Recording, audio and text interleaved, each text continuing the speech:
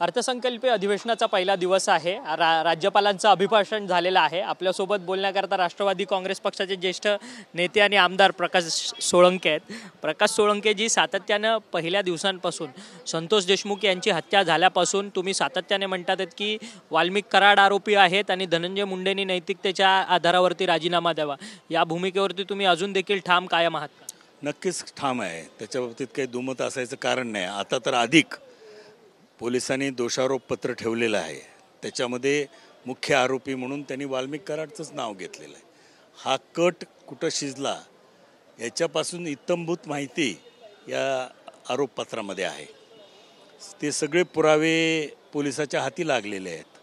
त्यामुळं निश्चितपणानं हा मुख्य आरोपी होता, ह्याच्यामुळं हा खून झाला। एक दहशत पसरवण्याचा हेतू वाल्मिक कराडचा असावा की कोण आडवा आलं तर त्याला आडवं करा, ही भाषा आहे। त्याच्यामुळं निश्चितपणानं आता कोर्टामध्ये याचा योग्य तो निकाल लागेल आणि आमची जी काही मुख्य भूमिका आहे की देशमुख कुटुंबियांना न्याय मिळाला पाहिजे आणि ह्या आरोपींना कठोरात कठोर म्हणजे फाशीची शिक्षा झाली पाहिजे। तर इथून पुढच्या भविष्य काळामध्ये असं कृत्य करायला कोणी दजावणार नाही। त्यामुळं देशमुख कुटुंबियांना न्याय मिळेपर्यंत आम्ही त्यांच्या बाजूने आहोत। खरं तर महादेव मुंडे ही यांची देखील हत्या झालेली होती आणि त्यांची पत्नी देखील आजपासून आमरण उपोषणाला बसते।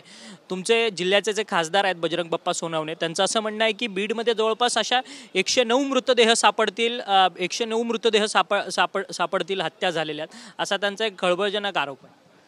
नाही बा, ते 109 आहेत का किती आहेत ह्याच्याबद्दल मी काही सांगू शकणार नाही, परंतु 10 ते 11 काही ठळक खून मागच्या 10-15 वर्षाच्या काळात परळीत झाले, बीड जिल्ह्यात झाले। आणि त्या जसं संतोष देशमुखच्या खुनामागे वाल्मिक कराडची स्पष्ट भूमिका आलेली आहे। तपास केल्यानंतर या बाकीच्या खुनाच्या बाबतीतही तशी यायची शक्यता आहे। म्हणून पोलिसांनी या सर्व खुनाच्या बाबतीमध्ये जे विधिमंडळाच्या पटलावरती आलेलं आहे, कोणाकोणाचे खून झालेत हे डिस्क्रिप्टिव्ह सगळं विधिमंडळाच्या पटलावर आहे। सरकारने याच्या बाबतीत लक्ष द्यावं, चौकशी करावी।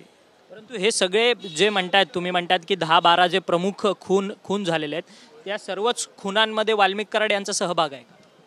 असावा असा संशय आहे, असा असणारच। त्यामध्ये आम्हाला संशय आहे, त्याची योग्य ती महादेव मुंडेचा खून असेल किंवा आणखीन संगीत दिगोळेचा खून असेल, अशा अनेक प्रकरणं विधिमंडळाच्या पटलावर आलेले आहेत ना, ते काही आता जाहीर झालेलं आहे। त्याच्यामुळे त्याच्या बाबतीत सरकारने चौकशी करावी त्याच्या बाबतीतही। सातत्यानं ह्या सगळ्या संदर्भात आवाज उठवताना पाहायला मिळत आहेत, परंतु कुठेच अजूनपर्यंत धनंजय मुंडेंचा राजीनामा होत नाही। उपमुख्यमंत्री अजित पवार तुमचे आहेत, ते म्हणतात की जोपर्यंत ते दोषी ठरत नाही तोपर्यंत राजीनामा घेणार नाही। हे पहा, आम्ही मागणी केली होती नैतिकतेच्या आधारावर त्यांनी राजीनामा द्यावा। आम्ही उपमुख्यमंत्र्याकडे मागणी केली, मुख्यमंत्र्याकडे मागणी केली, परंतु आमची भूमिका धनंजय मुंडेचा राजीनामा घ्यायची ही काही प्रमुख भूमिका नाही। सरकार धनंजय आमची भूमिका देशमुख कुटुंबियांना न्याय मिळाला पाहिजे ही आहे पहिल्यापासून, की हे या प्रकरणातून राजकीय कारणामुळं किंवा राजकीय शक्तीमुळं आरोपी कुठलाही सुटू नये, ही आमची प्रमुख भूमिका होती। परंतु चालढकल सातत्याने सरकारकडनं होतंय का? म्हणजे मुख्यमंत्री म्हणतात की अजितदादा घेतील, अजितदादा म्हणतात की धनंजय मुंडेंनी स्वतःहून दिलं पाहिजे, हे काय सुरू आहे? मी काय म्हणलं की धनंजय मुंडेला नैतिकता म्हणून राजीनामा द्यायचा असेल तर त्यांनी मागेच दिला असता, ते देत नाही आहेत। परंतु याचा अर्थ असा नाही की ती आमची प्रमुख मागणी होती। आमची प्रमुख मागणी होती संतोष देशमुखच्या मारेकऱ्यांना फाशीची शिक्षा झाली पाहिजे। या खटल्यातून कुणीही राजकीय ताकदीमुळं सुटू नये, ही आमची भूमिका होती। त्याच्याकरता आम्ही रस्त्यावरती आलो, मोठा मोर्चा काढला।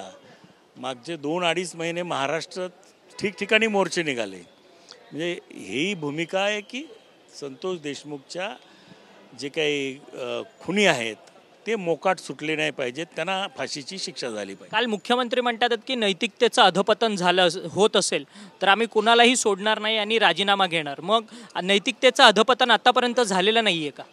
हा प्रश्न तुम्ही मुख्यमंत्र्यांना विचारा, मला काय विचारतायत? त्यांनी जर तसं म्हटलं असेल तर त्यांनाच हा प्रश्न तुम्ही विचारा ना. मला विचारून काय, मी काय म्हटलेलं नाही असं. पण तुमच्या मताने नैतिकतेचं अधपतन होतंय. आम्ही ज्या अर्थी मागणी केली की नैतिकतेच्या कारणावरून त्यांनी राजीनामा द्यावा, तेव्हाच आम्ही सांगितलेलं आहे की नैतिकतेचं अधिपतन झालंय. तुमच्या जवळचा माणूस असे धंदे करतोय, खुनासारखे, खंडणीसारखे प्रकार, तेव्हा अधपतन काय व्हायचं राहिलंय, झालेलं आहे.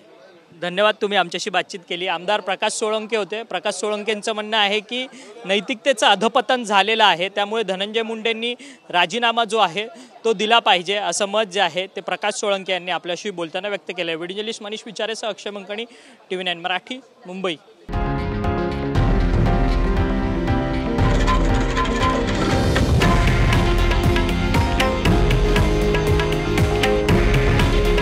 हे आहे देशातील नंबर 1 न्यूज नेटवर्क आणि आपण पाहत आहात TV9 मराठी. काळजी तुमची, हित महाराष्ट्राचं.